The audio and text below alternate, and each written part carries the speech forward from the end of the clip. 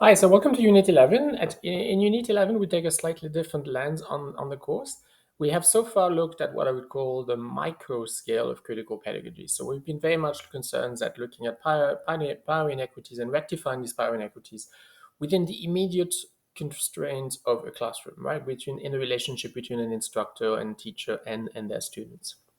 But there's an entirely different dimension to the work of Freire. We have to remember that he actually is a Brazilian scholar who writes in from an ex-colonized country, and also encourages us to look at power dynamics and power inequities in education, not within the classroom itself, but on a global landscape of education, particularly as it pertains to global South versus global North.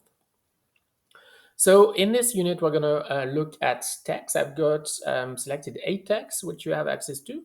I'd like you to again spread informally and create small groups. You don't obviously need to contact your group. There's no synchronous work involved. It just means that by spreading out and selecting one of the 8 texts, we are hopefully going to cover them all. And then with your partner, whoever selected that text to try and extract and present the essence of it to your colleagues.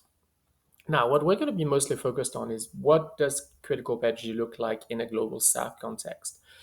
In a global South context, it's going to embed itself in a wider discourse on decolonization and on and also discourse on post-colonialism. So, what is post-colonialism? Post-colonialism is a term that appeared in the 1970s, 60s, 70s.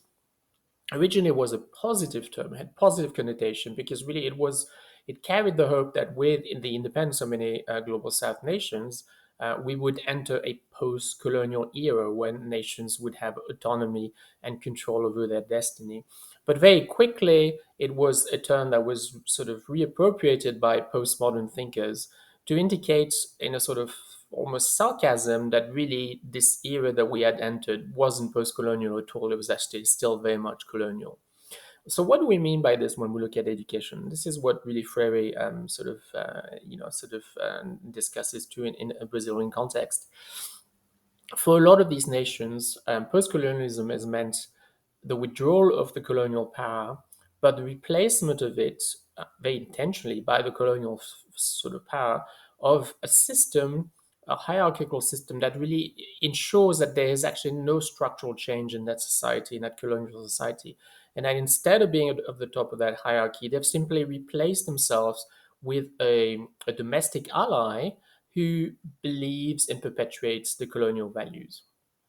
And so it means that in terms of economic links, in terms of seeing those major sort of commercial sort of interactions, they are still happening with the colonial nation because the colonial nation has sort of ensured that you have an elite, a sort of intelligentsia that has been educated in the colonial sort of country, speaks the language of the colonial power, and really has a vested interest in nothing changing.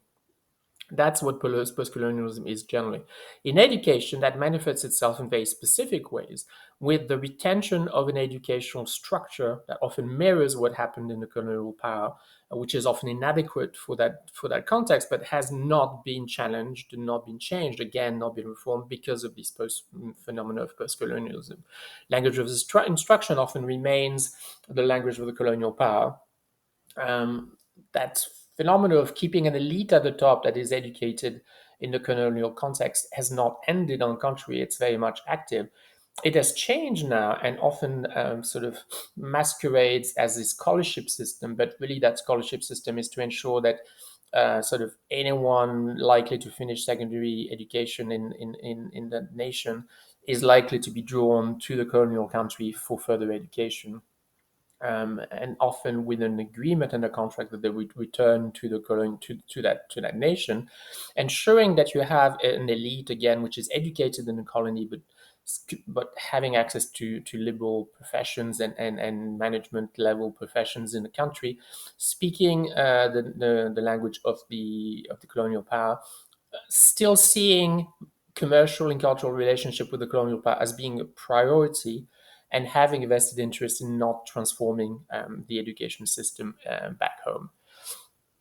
It manifests itself as well in the choice of textbooks. So a lot of the extracts this week are going to look at the problems with in finding resources that allow for critical pedagogy, because often the very resources that you work from again perpetuate colonial traditions and actually require people to look back to the colonial to the ex-colony in terms of even content and resources, etc. So critical pedagogies, they're going to be slightly different. It's not necessarily going to be in global south in terms of eroding the power dynamics in the classroom itself, but it's going to look to eroding these inequitable power dynamics vis-a-vis the global north power or nation that still has that sort of imperial sort of impact on the system inwards.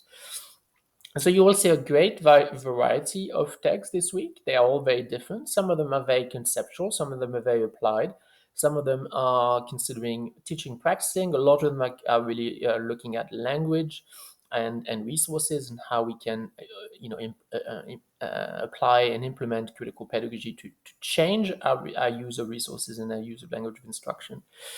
So it's gonna be an interesting unit. And I think it's gonna allow you to again investigate for at least 1 week a different dimension of critical pedagogy, but one that's very important to in this landscape, 21st century international landscape, where we have to obviously focus very much on what we focus so far, but also be very aware that there's this entire different dimension that is embedded and enshrined within a wider movement of decolonization and post-colonialist reflection.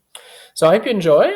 The Collaborate session will go into a little bit more detail, but the activity obviously right through this week is to engage with a reading you've selected and then to have a bit of a discussion on the forum so that your friend, again, this is a time efficient sort of mechanism. It's, to ensure that we have access to the 8 readings without necessarily doing the 8 readings. So you're doing 1 reading in depth, you're sharing your key reflection and key summary with your peers, maybe having a bit of a discussion with the other people in your informal group, and then everyone's able to read all the threads and to see and to have access to 8 texts that they may want to cite and they may want to come back to later. Well, coming to the end of the course technically I think ends next Tuesday. There are some very strange dates sometimes. So I haven't really fixed any activities for the sort of Sunday till Tuesday. It's going to be really a time to finish the assignments, do the wrap up, etc. I do have a Collaborate session set towards the end of the week. It's a very quick one. It's my regular sort of closing the course, going back to our course objectives and looking to what we've covered and how we've covered it. It probably gets done in about half an hour. So that's going to be very sort of content light. So really, I'm quite happy for this activity to run all the way till next weekend and for you to take all the time you need to continue on this forum and focus on the obviously the part that has content, meat on the bone. That's a primary sort of reflection. The rest is pretty much housekeeping, and we can do that on the side and without troubling you too much. So basically, you have 10 days to engage with this text and to reflect on this very different dimension of critical pedagogy on an international landscape, and then to wrap up that unit before I think next Tuesday. If you look at, I think that's where the course ends, and then we'll do the rest in parallel, but the rest will not be time consuming, and there's obviously no activities involved. So I look forward to that. I will see you in a Collaborate session. We'll talk a little bit more about post-colonialism, etc., and I'll show you a couple of videos, and we'll just help you with our reflection. And then you'll do the rest on your own with the reading you've selected. We have texts from Sri Lanka, India, Iran, Pakistan, I think, Hong Kong. There's a nice South Africa. There's a nice selection of text. So you should be able something that fits your interest and maybe countries that you're interested in. Have a good week.